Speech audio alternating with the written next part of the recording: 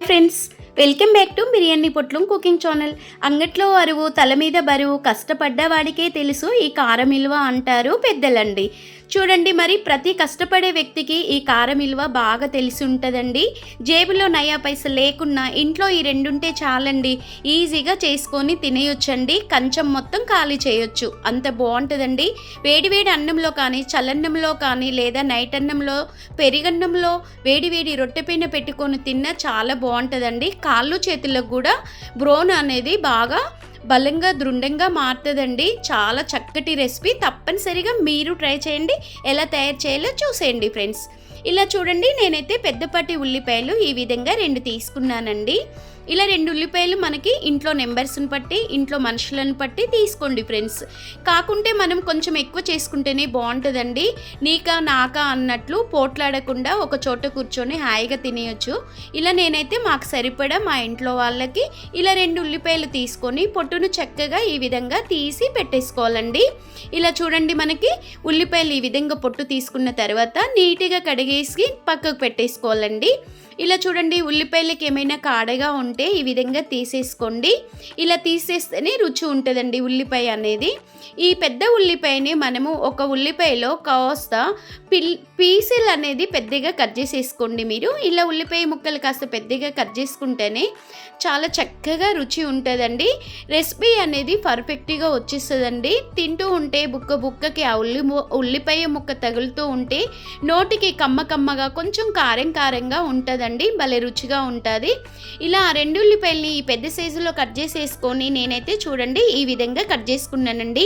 ఈ 2 ఉల్లిపాయలని ఈ విధంగానే కట్ చేసుకోండి. మీరు కాస్త ఎంత పెద్ద కట్ చేస్తే అంత రుచి వస్తుందండి. ఖాళీ జారు తీసుకొని రోట్లో అయినా మీరు నూరుకోవచ్చండి. ఈ విధంగా నేనైతే ఖాళీ జారు తీసుకొని మిక్సీ జారులో వేసేసుకుంటున్నాను. ఈ చిన్న గరిటెతో మిర్చి పౌడర్ అనేది వేసుకోండి. కారం మాత్రం సరిపడా వేసుకోండి. తింటుంటే చాలా రుచిగా ఉంటుంది, ఇంకా తినాలనిపిస్తుందండి. చూడండి, నేనైతే ఈ చిన్న గరిటెతో నేను మిర్చి పౌడర్ తీసుకున్నానండి. అదే ఉల్లిపాయలకు సరిపడా తీసుకొని ఉల్లిపాయలలో వేసుకున్నాను. 1 స్పూన్ సాల్ట్ మాత్రం వేసుకోండి. ఒక గరిటెకి 1 స్పూను సాల్ట్ అయితే సరిపోతుందండి. ఇలా సాల్ట్ వేసుకున్న తర్వాత మనము 1 స్పూను జీలకర్ర వేసుకోండి. పచ్చి జీలకర్ర వేసుకోండి. అన్నీ పచ్చియే వేసుకోవాలండి, అప్పుడు కానీ రుచి భలేగా ఉంటుందండి. ఇలా చూడండి, 1 స్పూన్ జీలకర్ర వేసుకున్న తర్వాత నేను 2 వెల్లుల్లి గడ్డలు పొట్టు వలిసి చక్కగా ఈ విధంగా వేసుకున్నానండి. ఆ 2 తెల్లగడ్డల్ని పొట్టు తీసి వలిసిపెట్టి వెల్లుల్లి రిబ్బలు మొత్తం వేసేసుకోండి.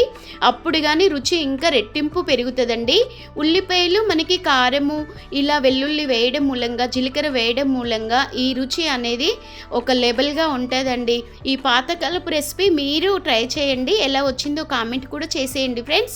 ఇలా చూడండి, ఒక చుక్క వాటర్ లేకుండా, ఒక చుక్క ఆయిల్ లేకుండా, స్టవ్తో పనే లేకుండా, మనకి ఈజీగా కూరగాయలతో పని లేకుండా ఈజీగా 2 నిమిషాల్లో 5 నిమిషాల్లో ఇలా చేసుకొని ఇలా వేడివేడి అన్నంలో వండుకొని తింటే చాలా బాగుంటుందండి. ఇలా మనకి పొలం పనులకి చిన్నప్పుడు వెళ్ళేటప్పుడు ఏ కూరగాయలు అందుబాటులో లేనప్పుడు ఇలా చేసుకున్న ఫ్యామిలీస్ చాలా ఉంటుందండి. అందులో మేము కూడా అండి. ఇలా చూడండి, మనము అలా రుబ్బుకున్న మనకి ఇలా ఉల్లిపాయ కారాన్ని మనం చక్కగా 2-3 నెలలు నిలువ ఉంటుందండి. కాస్త వాటర్ చేయని తగలనీయకుంటుంటే, తడి తగలనీయకుండా ఉంటే 2-3 నెలలు ఫ్రిడ్జ్లో పెట్టకుండా ఈజీగా ఉంటుంది, ఎలాంటిగా పాడవదండి.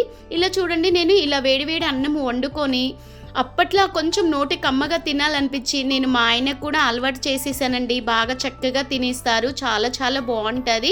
అప్పుడప్పుడు మనకి ఎన్ని కూరలు తిన్నా, ఎన్ని ఉన్నా ఒక్కసారి చిన్నప్పటి రెసిపీ తినాలి, అమ్మ నాన్న చేసింది అనేసి నేనైతే ఇలా ట్రై చేశానండి. అత్తయ్య గారికి కూడా బాగా నచ్చది. ఇలా వేడివేడి అన్నంలో ఈ ఉల్లిపాయ కారం వేసుకొని తింటే ఈ జన్మే కాదండి, ఎన్ని జన్మలున్నా ఈ రెసిపీ ఉంటే బాగుంటుంది అనిపిస్తుంది. చాలా టేస్టీగా ఉంటుంది ఫ్రెండ్స్. మనకి జొన్న రొట్టెలు కానీ, లేదా గోధుమ రొట్టెలు కానీ, బియ్యపు రొట్టెలో అయినా సరే ఫ్రెండ్స్, చాలా టేస్టీగా ఉంటుంది. ఉల్లిపాయ కారం కదా, మనం ఇంత చింతపండు కూడా వేయలేదండి. ఉల్లిపాయ కొంచెం తీయగా ఘాటుగా ఉంటుంది కదా, ఈ కారంలో వేసుకుంటే స్వీట్గా ఉంటుంది, మళ్ళీ పులుపు ఎందుకు అనేసి ఓన్లీ నేను ఉప్పు కారంతోనే ఈ విధంగా ఉల్లిపాయతో చేసేసాను. తప్పనిసరిగా మీరు ట్రై చేయండి ఫ్రెండ్స్. ఎలా వచ్చిందో కామెంట్ చేయండి. అలాగే ఒక లైక్ చేసి, షేర్ చేసి, సబ్స్క్రైబ్ చేయడం మర్చిపోకండి. మరికొన్ని రెసిపీస్ కావాలంటే మన యూట్యూబ్ ఛానల్కి వెళ్ళి క్లిక్ చేయండి. చూడండి ఇలా వేడి వేడి అన్నంలో పెట్టుకొని తింటే ఫ్రెండ్స్ చాలా చాలా బాగుంటుంది.